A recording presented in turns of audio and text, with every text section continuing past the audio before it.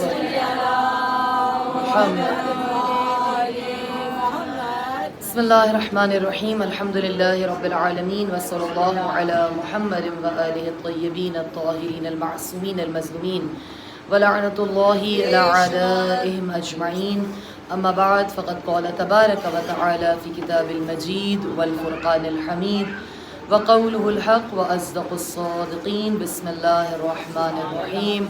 نريد أن نمن على الذين استضعفوا في الأرض نجعلهم أئمة ونجعلهم الوارثين. صلوات. اللهم صل على محمد وآل محمد.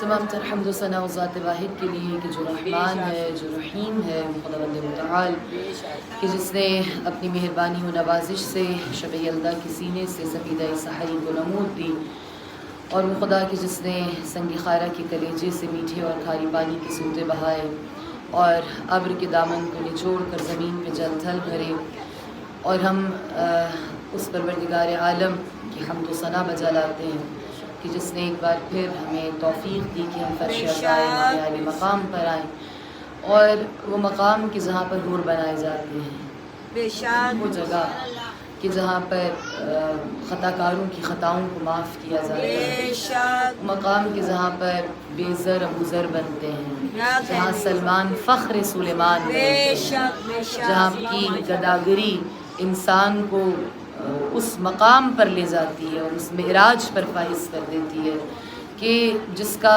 تصور کسی بھی شخص کے لیے محال ہے۔ آپ سوچیں کہ تھوڑی دیر کے لیے جو سید الشہداء کی جھولے سے مس ہو جائے اسے خدا بالوں پر دے دیتا ہے، اور پھر وہ کہتا ہے کہ کوئی ہے جو میری مثل ہے۔ تو وہ افراد کے جو مسلسل سید الشہداء کے ذکر سے اپنے آپ کو معطر کریں اور ان کی تعلیمات کے اوپر عمل کریں اور صبح و شام فرش عزائے امام علی مقام پر بیٹھیں، حاضری دیں، تو یقیناً پروردگار عالم نے اس فرش کو وہ طاقت، وہ قوت عطا کی ہے، وہ فضیلت عطا کی ہے کہ یہاں پر انسان اگر اپنے دل کو منقلب کرنا چاہے تو وہ کر سکتا ہے۔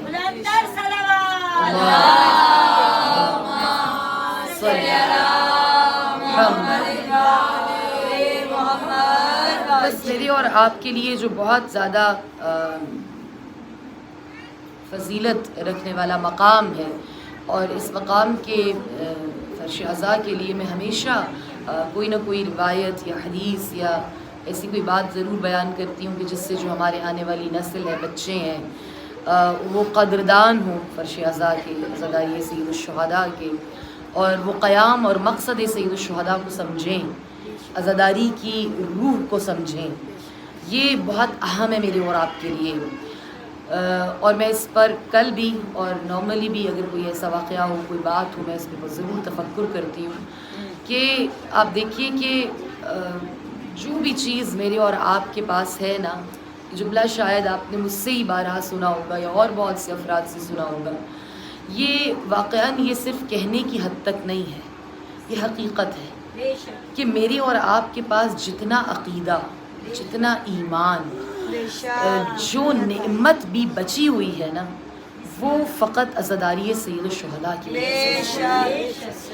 اگر یہ ادب میں اور آپ جان لیں اور مقام جان لیں، جو یہ آنسو، جو یہ مجلس، جو یہ ذکر رکھتا ہے، تو آپ یقین کریں، اور یہ دعا کی جانی چاہیے آپ جب بھی الوداعی پرسوں میں ہیں اور آپ آخرین پرسے دے رہے ہیں، تو آپ جب دعا مانگیں تو فرش عزا کو پکڑ کر یہ ضرور کہیں کہ خدا اس فرش کی معرفت ہمیں عطا فرما، اس کی معرفت، اور موت سے پہلے اگر میری اور آپ کی معرفت بڑھ گئی نا، یا ہمیں اصلاً جو فضیلت ہے وہ سمجھ میں آ گئی، تو آپ یقین کریں کہ میں اور آپ اس پچھتاوے سے شاید بچ جائیں جو بہت سے افراد کو قیامت کے دن ہوگا۔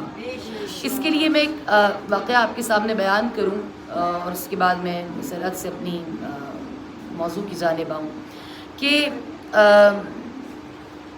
ایک کتاب ہے، میں اس کا ریفرنس دیتی ہوں، آپ اس کو پڑھیں، بار بار اس لیے دیتی ہوں، 3 منٹ قیامت میں، جس کے اندر موت کے قریب کے تجربے کو بیان کیا گیا ہے۔ تو اس میں ایک شخص تجربہ بیان کرتا ہے اپنا کہ اس نے حساب کتاب ہوتے ہوئے دیکھا، اس پہ کچھ ایسا تجربہ گزرا جو موت کے قریب کا تھا، NDE near to death experience.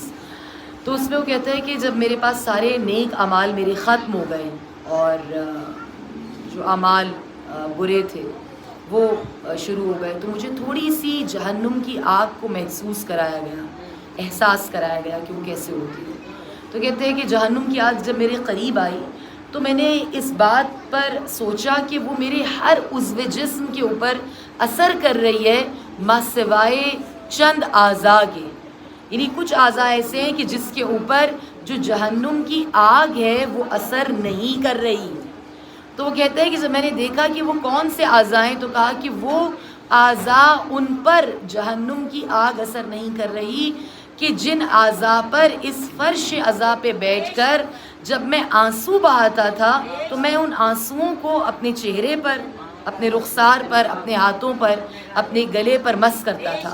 تو میں نے جہاں جہاں وہ آنسو مس کیے تھے جو فرش عذاب امام علی مقام پر بہائے، ان اعضاء پر آگ اثر نہیں کر رہی تھی. یہ مقام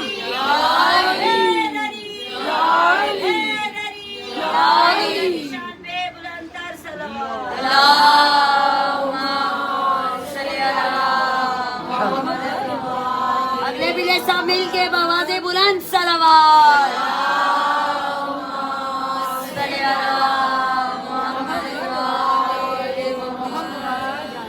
بس یہ میری اور آپ کے لیے بہت بڑی نعمت ہے، اور اس نعمت سے ہی مجھے ہر چیز آپ کو ہمیں سمجھ میں آتی ہے.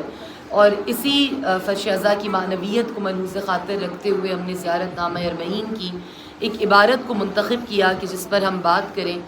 اور وہ عبارت کہ جس میں امام نے یہ کہہ کر سلام بھیجا سید الشہداء پر کہ آپ پر سلام ہو کہ آپ نے خون اس لیے دیا، آپ نے قیام اس لیے کیا، آپ نے قربانی اس لیے دی کیونکہ آپ نے خدا کے بندوں کو جاہلیت اور گمراہی کی حیرانی سے نکالا. لیستنقذک، یعنی آپ گواہی دے رہے ہیں گویا عبادک من الجاہلیت والحیرۃ الضلالہ، جو گمراہی اور جہالت کے اندھیرے تھے. کل میں نے اس کے سامنے آپ کے سامنے مثال سے بیان کیا کہ جیسے کوئی غرق ہو رہا ہوتا ہے پانی میں اور کوئی نجات دہندہ نجات دے دے، ایسے وہ معاشرہ جہالت اور نادانی کے اندھیروں میں غرق ہو رہا تھا. اب عبداللہ نے اپنا خون دے کر نجات دی. اب میں نے اس کے لیے کل آپ کے سامنے 3 نمونے پیش کیے قرآن سے کہ کیسے کن اقوام کو خدا نے جاہل قرار دیا، نادان قرار دیا، اور بتایا کہ ان کی جہالت کس چیز کے اوپر مبنی تھی. اور اسی کے ساتھ آپ کو یہ بیان کیا کہ قرآن ہی میں 2 ٹرمز، اصطلاحات استعمال ہوئی ہیں. ایک جاہلیت اولا کہ پہلے کی جہالت کی مانند خواتین کو کہا گیا کہ بند سور کے نہ نکلو، تبرج نہ کرو. اور اس کی ذیل میں اب میں یہ آپ کو ریفرنس دوں، تفسیر المیزان علامہ طباطبائی، جتنی تفاسیر قرآن پاک کی اس وقت تک ہو چکی ہیں نا، ان میں سب سے بہترین تفسیر المیزان ہے علامہ طباطبائی کی. آپ کبھی اس کو پڑھیں، یہ انٹرنیٹ پہ ویسے بھی اویلیبل ہے.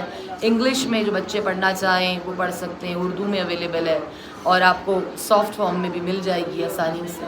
تو اس میں آپ جب اس آیت کو بیان کرتے ہیں کہ پہلے کی جہالت کی مانند جو خدا نے کہا خواتین کو کہ اس طرح سے نہ نکلو، تبرج نہ کرو، بہت بند سور کی اپنے آپ کو ابار کر اس طرح سے باہر نہ آؤ کہ جس طرح سے کوئی ہائی لائٹ ہوتا ہے باقاعدہ. اور تو اس میں جب آپ نے اس آیت کو بیان کیا تفسیر المیزان میں علامہ طباطبائی نے، تو کہتے ہیں کہ آپ نے اس تفسیر کے ذیل میں امام محمد باقر علیہ السلام کا ایک ترجمہ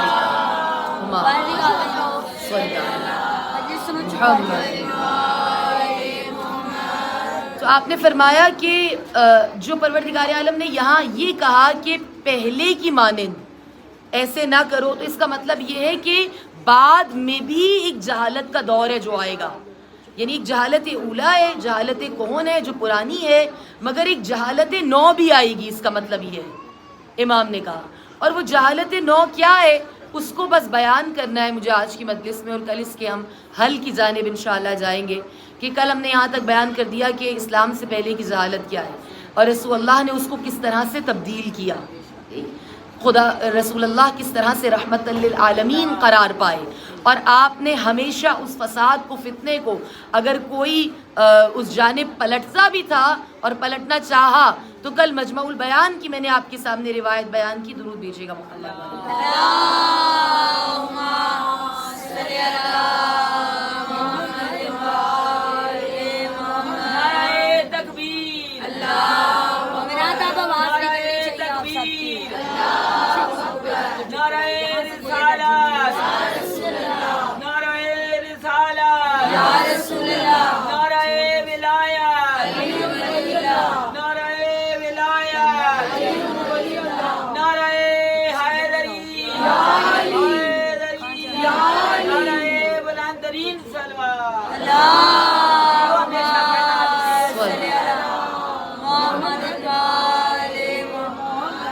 چند نکات آپ کے سامنے عرض کرنے ہیں، اور انشاءاللہ کہ آپ جب یہ سنیں گے تو لطف آئے گا، اور ہم ایک مقایسہ کر لیں گے اس کا اپنے زمانے سے، کہ جو ہم جہالت اولیٰ کی بات کر رہے ہیں اس کی بہت سی چیزیں ایسی ہیں جو اس زمانے میں ہمیں نظر آتی ہیں۔ یعنی مجھے ایسا لگتا ہے کہ ہمارے معاشرے میں تو کون سا ایسا گناہ ہے جو ہم نے چھوڑ دیا ہے، یعنی وہ گناہ جو اسلام سے پہلے ہوتے تھے، جو جہالت اخریٰ میں بعد میں ہونے لگے، ہمارے زمانے میں ہر قسم کا وہ گناہ، وہ جہالت نظر آتی ہے، وہ ان اویئرنیس نظر آتی ہے۔ اور یہ کیوں ہائی لائٹ کیا جا رہا ہے، بار بار بتایا جا رہا ہے؟ اس لیے کہ یہ سب سے بڑی رکاوٹ ہے کس چیز میں؟ نصرت امام میں، ظہور امام میں۔ اگر میں اور آپ دوبارہ چاہتے ہیں کہ ہم امام کی نصرت کریں اور وہ دور پلٹ کر نہ آئے، تو میری اور آپ کے لیے بہت اہم ہے کہ ہم تاریخ کا مطالعہ کریں اور دیکھیں کہ وہ غلطیاں کہ جو شیعان نے کسی زمانے میں دہرائی یا افراد سے غلطیاں ہوئیں، ان غلطیوں کو دوبارہ دہرایا نہ جائے۔ تو جب ہم نے یہاں تک کل بیان کر دیا تھا کہ رسول اللہ اس دنیا سے چلے گئے، پھر ہمیں حضرت زہرا سلام اللہ علیہا کی ذات نظر آتی ہے کہ جس میں آپ نے دوبارہ کہا کہ کیا تم جہالت کی جانب پلٹ رہے ہو؟ اب نصف صدی گزر گئی ہے، اب جو نصف صدی گزری ہے تو اس کے اندر جو جہالت آئی ہے جسے جہالت اخریٰ کہا گیا، وہ کیا تھی؟ وہ یہ نہیں تھی کہ اس میں بت پرستی ہو رہی تھی، اس میں کسی بھی مٹی یا پتھر کے بت کو نہیں پوجا جا رہا تھا، اس میں باطل پرستی ہو رہی تھی۔ اب میں اس کی آپ کو مثال دوں بچیوں کو، اور میں اشارتاً اب صرف بیان کروں گی یہاں پر کہ جو لوگ افراد ہم سے سوال کرتے ہیں نا کہ کربلا نہ ہوتی تو کیا ہوتا، کربلا کا ہونا کیوں ضروری تھا، امام نے قربانی کیوں دی؟ اس قدر معاشرہ جہالت کا شکار ہو چکا تھا کہ اس وقت کا اگر حاکم کہہ دے کہ جمعے کی نماز بدھ کو ہوگی تو لوگوں نے وہ نماز بدھ کو پڑھ لی۔ اب ہم مسلمانوں پر چھوڑتے ہیں کہ آپ تحقیق کریں کہ کون تھا کہ جس نے جمعے کی نماز بدھ کو پڑھوا دی اور لوگوں نے پڑھ لی۔ کربلا نہ ہوتی تو یہ ہوتا، شریعت کے ساتھ یہ ہوتا، احکام خدا کے ساتھ یہ ہوتا۔ ایک شخص کے جسے منبر پر بٹھایا گیا اور کہا گیا کہ یہ امیر المؤمنین ہے، اور اصل میں اس کا کردار کیا تھا؟ ہر شخص جانتا تھا کہ یہ شرابی ہے، یہ جواری ہے، یہ زانی ہے، یہ بندروں سے کھیلنے والا ہے، یہ ہر گناہ کا علل اعلان ارتکاب کرنے والا ہے، مگر اسے مسلمانوں کا خلیفہ یا حکمران بنا دیا گیا۔ کون تھا کہ جس نے اس شخص کے خلاف قیام کیا؟ اور اگر نہ کیا جاتا تو ہر قدر اسلام کی بدل دی جاتی، اسلام کی یہ شکل میرے اور آپ کے سامنے نہ رہتی اگر اس زمانے میں امام حسین ابن علی قیام نہ کرتے۔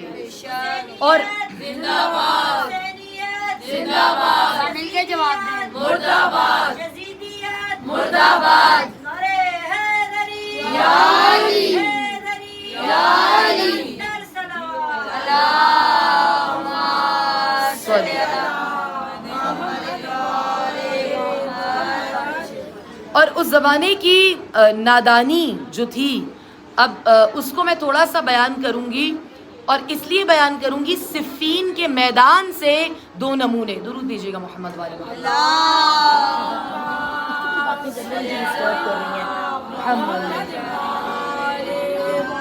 باری دیگر صلوات افسوس کی بات ہے کہ ذاکرہ ادھر آپ کے لیے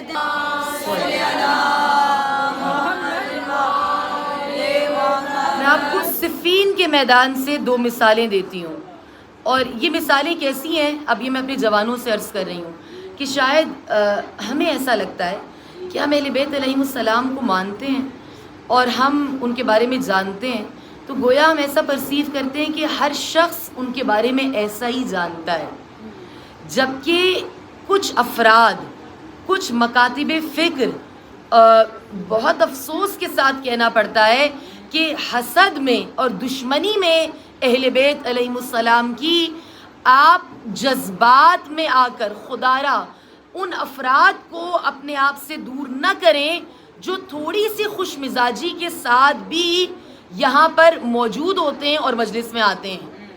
یعنی وہ جو ایک برقرار میرے اور آپ کے مجالس کی فضا تھی نا اہل سنت برادران کے لیے، دوسرے مسالک کے لیے، وہ رہنی چاہیے.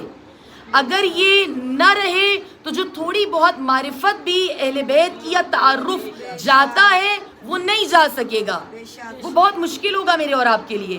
اور یہ کیوں ہے؟ یہ غلط فہمی ہوتی ہے، ہمیں ایسا لگتا ہے کہ ایسا نہیں ہے مگر ہوتا ہے. میں آپ کو صفین کے میدان سے بتاتی ہوں. ایک شخص ہے کہ جو مولا علی علیہ السلام جنگ کر رہے ہیں اور وہ بھی ساتھ ساتھ جنگ کر رہا ہے، اور جب وہ جنگ کر رہا ہے تو وہ مخالف فوج سے ہے، یعنی مولا علی کے خلاف جنگ کر رہا ہے، اور تلوار چلاتے ہوئے سورہ نبا کی تلاوت کر رہا ہے. کہہ رہے بسم اللہ الرحمن الرحیم اما یتساءلون عن النبأ العظیم الذی هم فیہ مختلفون. تو کہتے ہیں کہ جب اس نے یہ 5-6 آیات تلاوت کی سورہ نبا کی تو امام علی ساتھ ہی موجود تھے.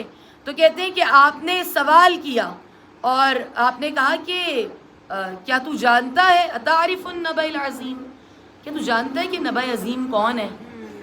تو اس نے کہا کہ نہیں میں نہیں جانتا، جوان نے، کہ نبأ عظیم کون ہے. تو آپ نے فرمایا کہ اس نبأ عظیم کی ایک تفسیر میں ہوں.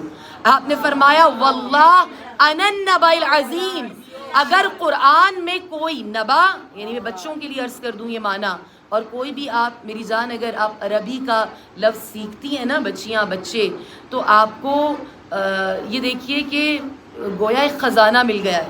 کوشش کیا کریں کہ آہستہ آہستہ اپنی ووکیبلری میں اور آپ لغت بڑھائیں. نبا یعنی نبی سے نکلا ہے، نبی نبی نبی اور نبا یعنی ایک اس کا ماخذ ہے یا جڑ ہے. اس کا کیا مطلب ہے؟ نبی کسے کہتے ہیں؟ خبر دینے والے کو. تو نبا کہتے ہیں خبر. نبأ عظیم یعنی سب سے بڑی خبر. قرآن نے سورہ نبا میں کہا عن النبأ العظیم، جو سب سے بڑی خبر ہے قرآن کی وہ کیا ہے؟ سب سے بڑی خبر اگر قرآن کی کوئی ہے تو وہ ولایت امیر المؤمنین امام علی ابن ابی طالب ہے. تو کہتے ہیں کہ جب آپ نے اسے پوچھا اتعرف النبأ العظیم، کیا تو جانتا ہے کہ نبأ عظیم کیا ہے؟ تو اس نے کہا کہ نہیں میں نہیں جانتا. امام نے فرمایا واللہ انا النبأ العظیم، میں نبأ عظیم. یعنی تو تلاوت کر رہا ہے سورہ نبا کی مگر اس کی تفسیر سے واقف نہیں ہے، اس کی ظاہری تفسیر میں ہوں. جمان جمان گلی گلی نگر نگر گلی گلی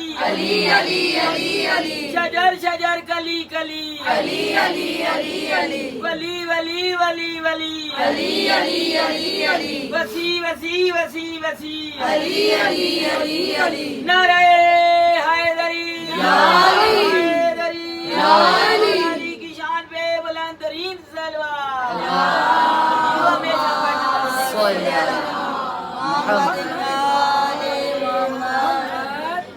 تو کہا کہ میں، اور یہ جب آپ انشاءاللہ خدا آپ سب کو مولا علی کا روضہ دکھائے، اور جب میں پہلی مرتبہ نجف اشرف گئی اور آپ سب بھی جائیں گے اور جو پہلی مرتبہ جاتا ہے آپ دیکھیں تو گویا آپ کو لگتا ہے اس روضے کی ہیبت بتاتی ہے کہ یہ ابو الائمہ کا روضہ ہے، تمام ائمہ کے بابا کا روضہ ہے.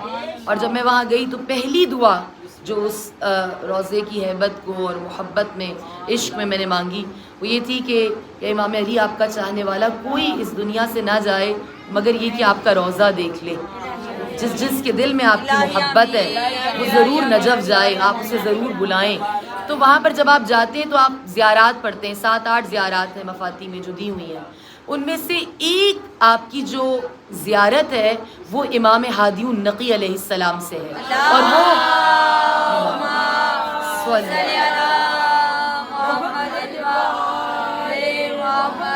اور جب آپ وہ زیارت پڑھیں گے، ویسے وہ کہا گیا ہے کہ آپ غدیر پہ پڑھیں، مگر صاحب مفاتی نے لکھا ہے شیخ عباس قمی نے کہ آپ اسے کسی بھی مقام پر کسی بھی وقت کسی بھی جگہ پڑھ سکتے ہیں۔ آپ مولا علی کے لیے وہ زیارت پڑھیں، ان پر سلام بھیجیں، جب آپ کا دل کرے آپ اس زیارت کو پڑھ لیں۔ ویسے وہ مخصوص غدیر کے لیے ہے اور امام کے حرم کے لیے ہے۔ تو جب میں گئی تھی تو میں نے وہ اس قدر خوبصورت وہ منظر ہوتا ہے اور مقام ہوتا ہے کہ وہ 7-8 زیارات تھی، میں نے سب کی سب پڑھ ڈالی تھی، اور پھر بھی میرا دل نہیں بھر رہا تھا، اور مجھے لگ رہا تھا کہ میرا سراپا وجود درود اور سلام بن کر امام کے اوپر نچھاور ہو جائے۔ تو شاید جب بھی ہم اپنے آقا و مولا کا حق ادا نہیں کر سکیں گے، ان کی ولایت کا حق ادا نہیں کر سکیں گے، تو جو امام ہادی کا زیارت نامہ شروع ہوتا ہے تو وہ اس جملے سے شروع ہوتا ہے، السلام علیکہ یا ایھا النبأ العظیم، اے سب سے عظیم خبر قرآن کی، آپ پر میرا سلام ہو۔ تو ایک اور واقعہ، یعنی دیکھیں یہ لوگ امام علی سے لڑ رہے ہیں مگر ان کی عظمت سے واقف نہیں ہیں، نہیں معلوم کہ امام علی کون ہے۔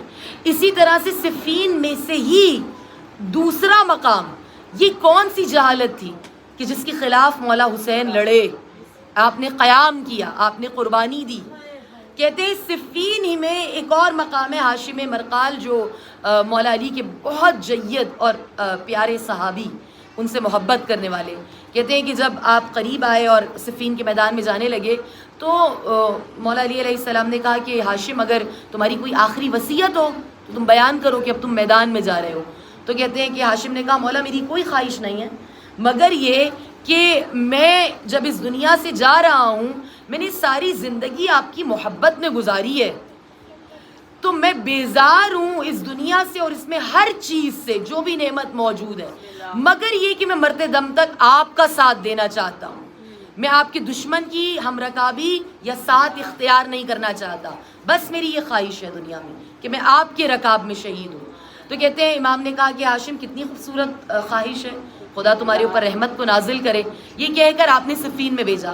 اب جب صفین کے میدان میں کہتے ہیں ہاشم مرقال آئے تو آپ جنگ لڑ رہے تھے، جنگ کر رہے تھے، تو جب آپ جنگ کر رہے تھے تو ساتھ ہی ساتھ آپ نے ایک جوان کو دیکھا کہ وہ بھی تلوار چلا رہا ہے اور وہ سامنے والی فوج سے، تو دیکھا کہ وہ تلوار چلا رہا ہے مگر مولا علی کے اوپر سب کر رہا ہے، سب و شتم کر رہا ہے، ٹھیک ہے؟ سب و شتم اور تبرے میں فرق ہوتا ہے۔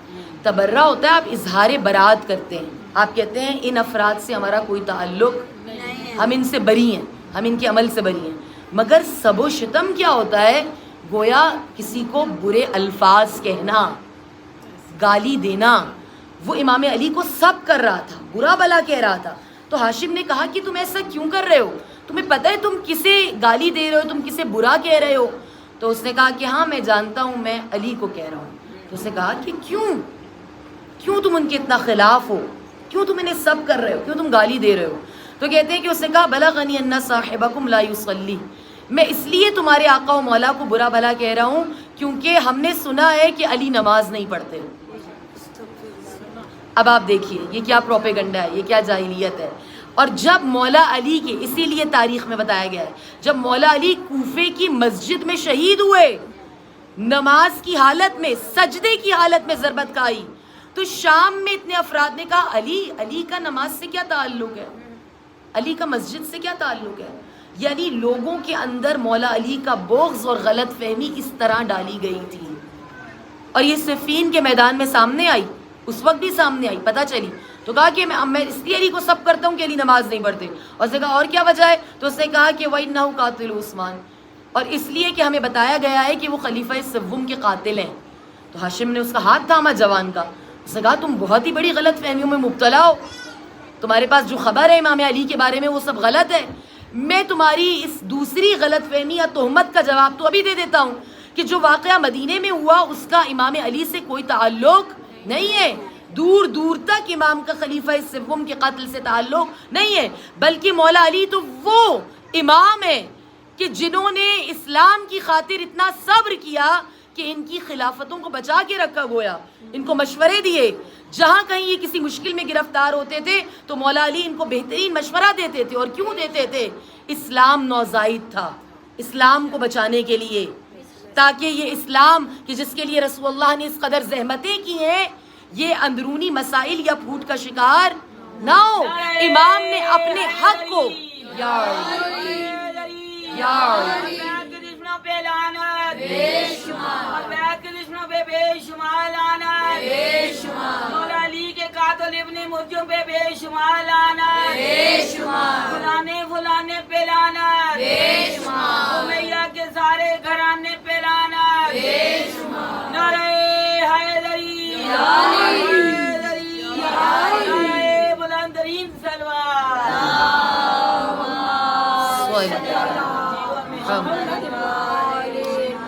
اور کہا کہ اور یہ جو تمہارا دوسرا الزام ہے کہ علی نماز نہیں پڑھتے، کہتے ہیں ہاتھ پکڑا اس جوان کا ہاشم نے اور عمار یاسر اور اویس قرنی کے پاس لے آئے اور لا کر کہا کہ دیکھو اویس کا نورانی چہرہ دیکھو، اس کی پیشانی پر سجدے کا نشان دیکھو، عمار یاسر کو دیکھو. کہا تم جانتے ہو یہ کون ہے؟ کہا جانتا ہوں، یہ صحابی رسول ہیں. کہا عمار کو جانتے ہو نا یہ کون ہے؟ کہا جانتا ہوں. کہا یہ مانتے ہو کہ یہ قائم اللیل ہے، یہ ساری رات کھڑے ہو کر نماز پڑھنے والا ہے، قیام کرنے والا ہے؟ کہا جانتا ہوں. کہا کہ یہ کس کے علم کے نیچے ہیں دونوں؟ یہ کس کے لیے اپنی جان فدا کرنے کے لیے تیار ہیں؟ یہ کس کے لیے نوحہ کر رہے ہیں؟ یہ کس کے حق کے لیے دفاع کر رہے ہیں یا لڑ رہے ہیں؟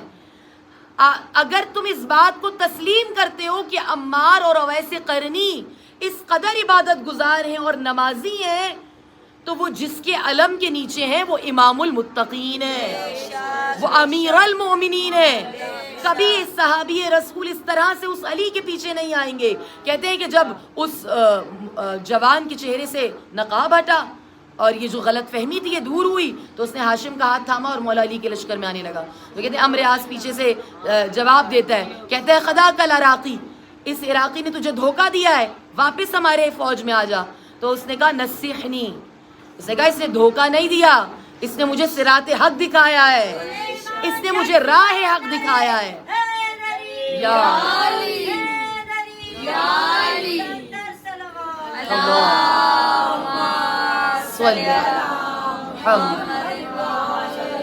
اس نے مجھے صراط مستقیم دکھایا ہے، اس نے نصیحت کی ہے. تم ہو جو ہمیں دھوکہ دے کر یہاں پر لے کر آئے ہو. اور پھر کہتے ہیں کہ یہ غلط فہمی بہت سوں کی دور ہوئی، جہالت. میں جوانوں سے اس لیے مخاطب ہوں اور کل بھی میں نے یہ بات کی کہ یہ بھی ایک لیول ہے جہالت یا نادانی یا لا علمی کا، کہ میں اور آپ اہل بیت کا تعارف اپنے کردار اور الفاظ سے اس انداز سے کرائیں کہ لوگ ذوق در ذوق محبت اہل بیت کا شکار ہوں، وہ محبت کے ساتھ یہاں پر آئیں.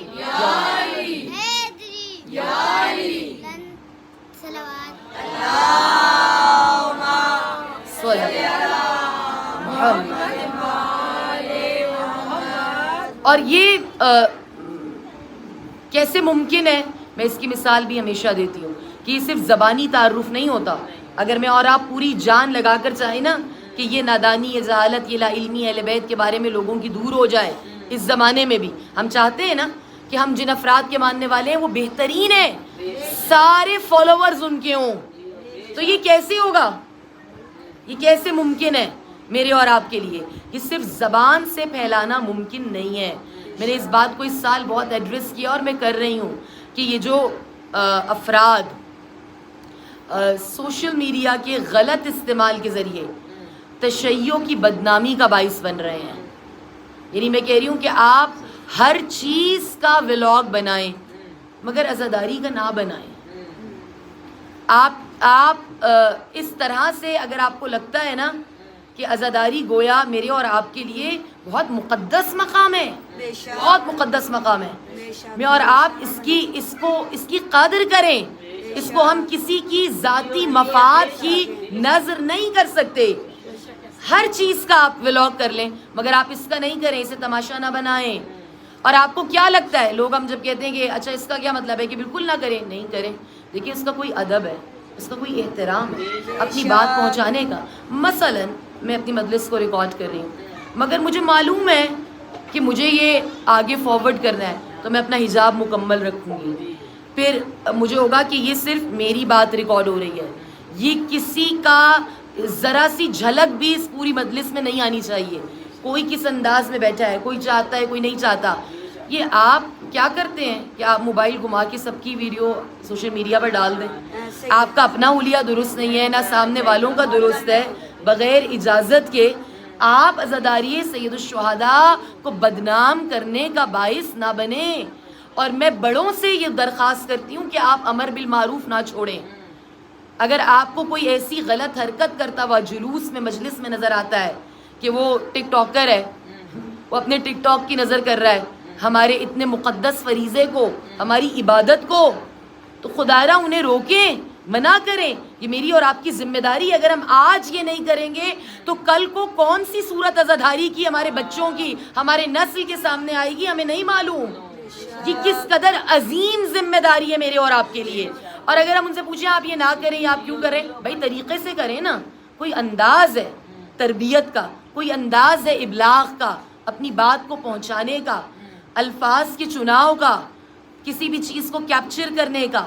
ٹھیک ہے, اس کی کتنی سنگین ذمہ داری ہے, اس کا عام افراد کو اندازہ نہیں ہوتا. ہم جو یہاں پر آتے ہیں ہمیں پتہ ہے ہم ایک ایک لفظ کے لیے ذمہ دار ہیں, ہم ایک ایک چیز کے لیے ذمہ دار ہیں, ایک ایک بات کے لیے جو ہم یہاں پر کرتے ہیں ہم جواب دیں ہیں, ہم مسئول ہیں. کوئی بھی سوال کرے ہم جواب دیں گے, ود ریفرنس آپ کو جواب دیں گے. یعنی ہم پہلے تحقیق کرتے ہیں اور پھر تقریر کرتے ہیں.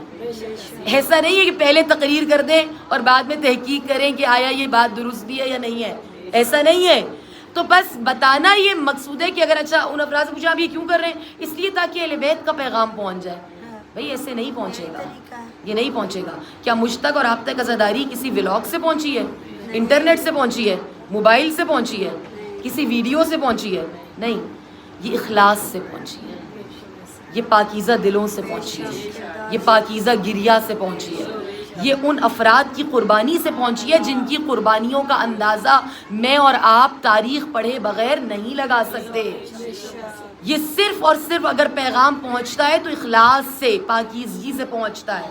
امام علی کی محبت, ولایت امام علی, عشق امام حسین, عزاداری امام حسین جو آج تک یہاں تک پہنچی ہے وہ لوگوں کے اخلاص سے پہنچی ہے, وہ ذرائع ابلاغ سے نہیں پہنچی. کتنے بھی لبیک یا حسین,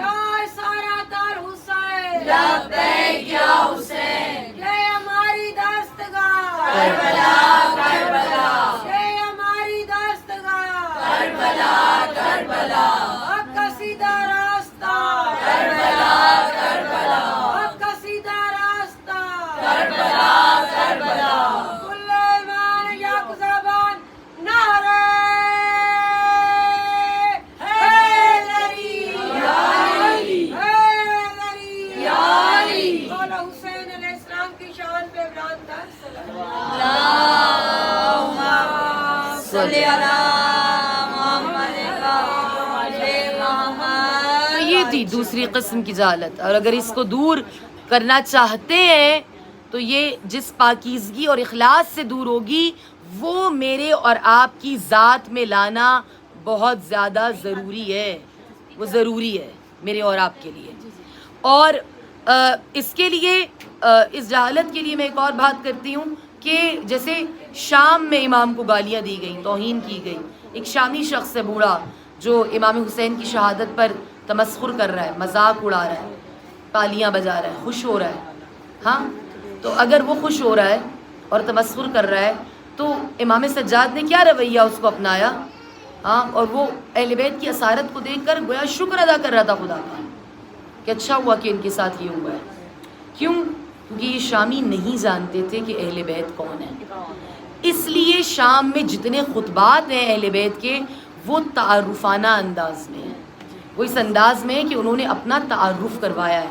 آپ مولانا سجاد کا خطبہ پڑھیں تو آپ کو معلوم ہوگا کہ اس میں انہوں نے مفصل انداز میں رسول اللہ کے فضائل کو بیان کیا, اپنے خانوادے کا تعارف کروایا کہ خدا نے ہم میں جناب حمزہ شہید کو قرار دیا, جعفر طیار کو قرار دیا, میں کون ہوں؟ میں ابن محمد مصطفیٰ ہوں، میں ابن علی المرتضیٰ ہوں، میں ابن خدیجۃ الکبریٰ ہوں، میں کون ہوں؟ جو ابن صفا ہوں، ابن مروہ ہوں، ابن مشعر الحرام ہوں۔ یہ کیوں کہا؟ اس لیے کہ افراد جانتے ہی نہیں تھے کہ آپ کون ہیں۔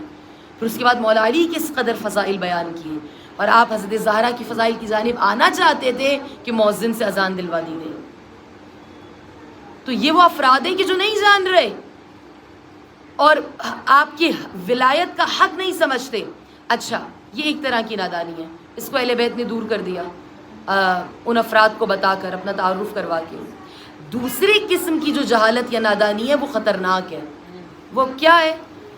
تجاہل عارفانہ، جانتے بوجھتے حق کے لیے آواز بلند نہ کرنا، حق کو آشکار نہ کرنا۔ یہ سب سے زیادہ بری قسم کی جہالت ہے۔ اور یہ کیا ہے؟ یہ حدیث عمار میرے اور آپ کے سامنے ایک موجود ہے کہ جس میں ایک تبلیغ کے لیے ایک مقام پر بھیجا رسول اللہ نے عمار یاسر کو۔ تو کہتے ہیں عموماً لوگ تبلیغ کے لیے جاتے تو 4 سے 5 دن جاتے تھے، عمار صبح گئے اور شام کو آ گئے۔ تو رسول اللہ نے پوچھا کیوں؟ کہا کہ اس لیے کہ وہاں کے لوگ منہ زور اونٹ کی طرح ہیں، سنتے ہی نہیں ہیں، تبلیغ نہیں سنتے، سننا ہی نہیں چاہتے، کوئی چیز حق کو ایکسیپٹ نہیں کرنا چاہتے۔ تو کہتے ہیں کہ جب وہ آ کر یہ والی بات کرنے لگے، رسول اللہ نے کہا اے عمار، میں تمہیں اس سے بھی زیادہ عجیب افراد بتاؤں، اس سے عجیب بات بتاؤں؟ تو آپ نے فرمایا اس سے بھی عجیب تر کیا ہو سکتا ہے کہ ایک شخص حق کو سننا ہی نہ چاہے؟ اس سے عجیب کیا ہوگا کہ جو حق نہیں لینا چاہ رہا، سچ نہیں لینا چاہ رہا؟ امام نے فرمایا اور رسول نے فرمایا کہ اس سے عجیب تر یہ ہے کہ کوئی شخص حق کو جانتا ہو اور چھپا لے۔ قاضی شرح نے کیا کیا؟ اب میں آپ کو 2 مثالیں دیتی ہوں، آپ کو سمجھ میں آ جائے گا۔ قاضی شرح نے کیا کیا؟ جس نے امام حسین کے قتل کا فتویٰ جاری کیا کوفہ میں، جو اس وقت کا چیف جسٹس تھا، اس نے محرم 3 یا 4 محرم کو فتویٰ جاری کیا۔ جو اس نے ٹائم لیا اس فتوے کو جاری کرنے کے لیے، وہ کیوں تھا؟ کیونکہ وہ جانتا تھا کہ وہ کس کے خلاف فتویٰ دینے والا ہے۔ وہ جانتا تھا کہ یہ حسین نواسہ رسول ہے، یہ وہ حسین ہے کہ جس کے لیے کہا گیا کہ یہ جوانان جنت کے سردار ہیں۔ جانتا تھا، جان بوجھ کر اس عمل کو انجام دیا، تبھی دیر بھی لگی، اور سب سے زیادہ آخرت کی تباہ کاری اسی جہالت کے لیے ہے۔ کیونکہ پھر جب یہ فرد جو جانتا ہو اور چھپا لیتا ہے حق کو، تو پھر کیا ہوتا ہے؟ پھر وہ خود صرف جنت یا جہنم میں نہیں جاتا، صرف خود اب راہ حق سے نہیں ہٹتا، بلکہ بہت سے افراد کو ساتھ لے کے جاتا ہے۔ حسان بن ثابت، نعتیہ اشعار کہنے والا، رسول اللہ کا عاشق، غدیر میں مولا علی کو مبارکباد دی۔ جب رسول اللہ نے اعلان کیا کہ مولا علی مولا ہیں جس کا میں مولا ہوں، تو حسان بن ثابت نے قصیدہ کہا مولا علی کی شان میں۔ اس وقت تو ولایت کا قصیدہ پڑھ لیا، مگر جب سقیفہ میں حق کی گواہی کی باری آئی، نہیں بولا۔ جب بولنا تھا نہیں بولا، جب حق کے لیے بولنا تھا آواز نہیں اٹھائی۔ یہ میرے اور آپ کے لیے ایک الارمنگ سچویشن ہے۔ بس میں نے آپ کی آج کی زحمت کو تمام کیا، کل ہم اس پہ تھوڑی سی گفتگو کریں گے اور بات کریں گے کہ جب انسان کے پاس حق آ جاتا ہے اور پھر وہ اسے خدا نخواستہ چھپا لے، یہ سب سے زیادہ خطرناک منزل ہے۔ اور اسی لیے جہل کو علماء کی صفت بیان کیا گیا۔ نہج البلاغہ میں امام کی حکمت ہے، کہا گیا کہ کتنے ہی عالم ایسے ہیں کہ ان کے جہل نے انہیں ہلاک کر دیا، جہل نے ہلاک کر دیا، عالم جہل نے ہلاک کر دیا۔ یہ کیا ہوتا ہے؟ یہ جانتے بوجھتے حق کو بیان نہ کرنا ہوتا ہے، نہ کرنا ہوتا ہے۔ انسان کب حق کا ساتھ نہیں دیتا، اس کے لیے علیحدہ تقاریر ہے کہ آپ حق جانتے ہوں مگر آپ ٹائملی اس کو نہ بولیں، اس کا ساتھ نہ دیں۔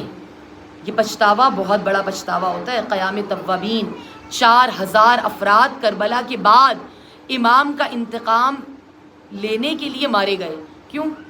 کہتے تھے ہمیں پچھتاوا ہے، ہم نے امام حسین کا ساتھ نہیں دیا، اور اس پچھتاوے کے ساتھ ہم زندگی نہیں گزار سکتے، ہم مر جائیں گے۔ ایک شخص عبداللہ نامی مکے میں موجود تھا، امام حسین نے کہا میرا ساتھ دو، کربلا چلو۔ تو کہتے ہیں کہ اس نے کہا کہ حسین تمہارے ساتھ چلوں؟ میں گمنامی کی موت نہیں مرنا چاہتا، تمہارا ساتھ دے کر منع کر دیا۔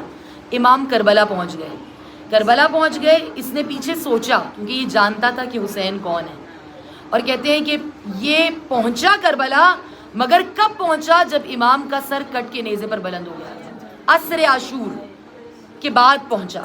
اور جب اس نے آ کے کربلا میں دیکھا کہ یہ کیا منظر ہے، ہر جگہ کٹے ہوئے لاشیں ہیں اور کس قدر مظلومیت سے نواسۂ رسول کو مارا گیا، تو کہتے ہیں اس نے تیزی سے گھوڑا دوڑایا اور فرات میں ڈوب گیا، چھلانگ لگا لی، مر گیا۔ اب کیا فائدہ ہوا؟ گمنامی کی موت یہ تھی گمنامی کی موت۔ اگر حسین کا ساتھ دیتا تو ہمیشہ کے لیے زندہ رہ جاتا، ان 72 کی مانند جو بڑے لوگ تھے، جو اتنے بڑے افراد تھے کہ جنہوں نے حق کو جانا، پہچانا۔ ہر طرح کی مثال 72 شہداء کے افراد نے مجھے اور آپ کو ملتی ہے۔ ہمارا سلام ہوئے سربعین پر ان شہدائے کربلا کہ جنہوں نے امام حسین کا ساتھ دینے میں کسی ایثار یا قربانی سے دریغ نہیں کیا، کسی قسم کی قربانی سے دریغ نہیں کیا۔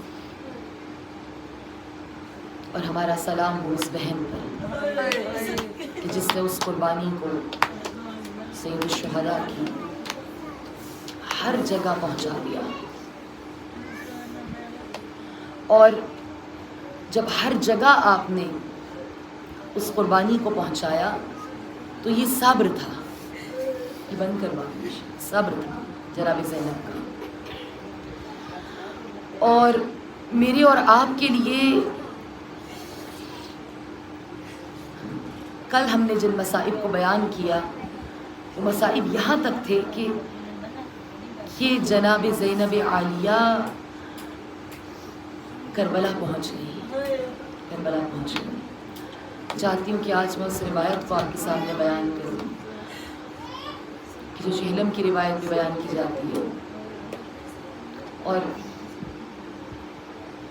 اس طرح کے سویا میں سید الشہداء کی روایت بھی بیان کی جاتی ہے۔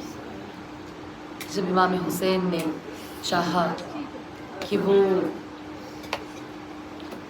سید الشہداء کی لاشوں کو دفن کریں، اور بنو اسد کے قبیلے والے آئے اور امام حسین نے انہیں وصیت کی تھی کہ دیکھو 3 دن کے بعد ہمارے 10 دن کے بعد یہاں لاشیں پڑے ہوں گے،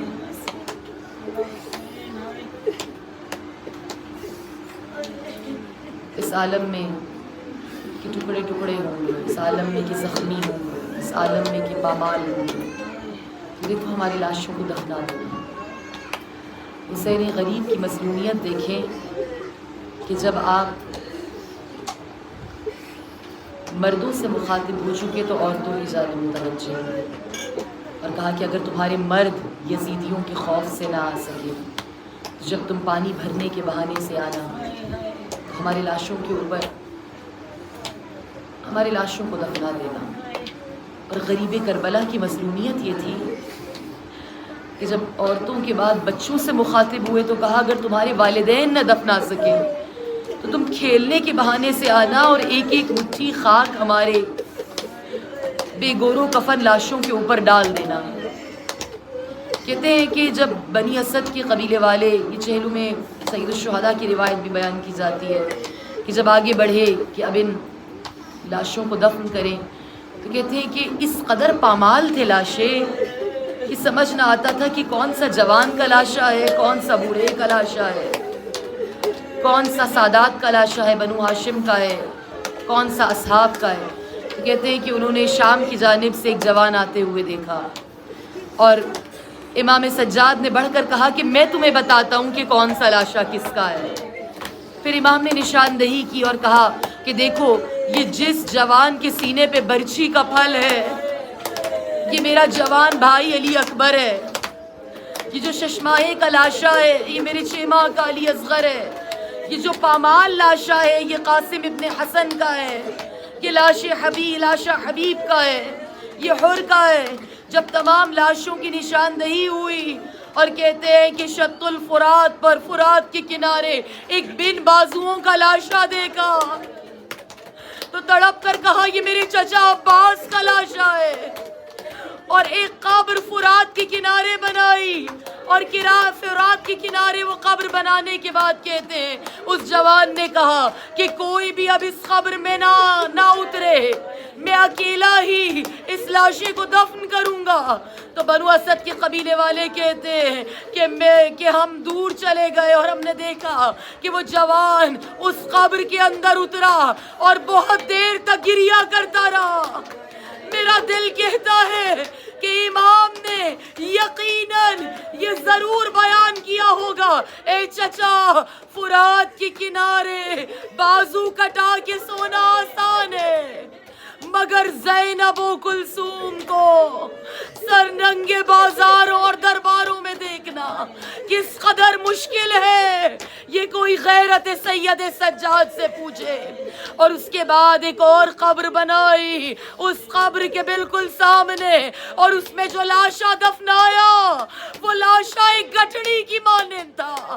وہ لاشا آپ کے بابا حسین کا لاشا جو ٹکڑے ٹکڑے تھا. اس لاشے کو ایک چٹائی پہ رکھا ایک گٹھڑی کی مانند.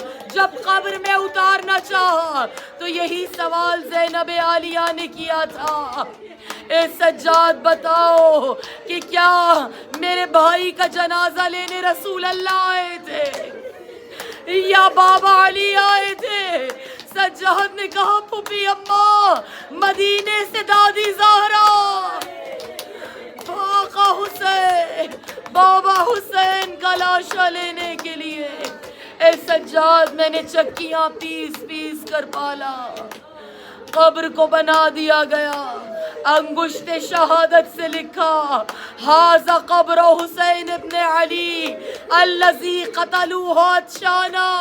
یہ حسین ابن علی کی قبر ہے کہ جسے پیاسا کربلا میں قتل کر دیا گیا. ہاں یہ حسین غریب حسین مظلوم کی قبر ہے، جس قبر پر کوئی زائر نہ تھا مگر زینب نے کہہ دیا ہوگا اے بھیا میں سے تیرا پیغام عام کر کے آئی ہوں. آج تو کوئی نہیں مگر لاکھوں زائر ایک دن تیری قبر پر آئیں گے اور گریہ و ماتم کریں گے. انا للہ و انا الیہ راجعون. الا لعنت اللہ علی القوم الظالمین وسيعلم الذين ظلموا أي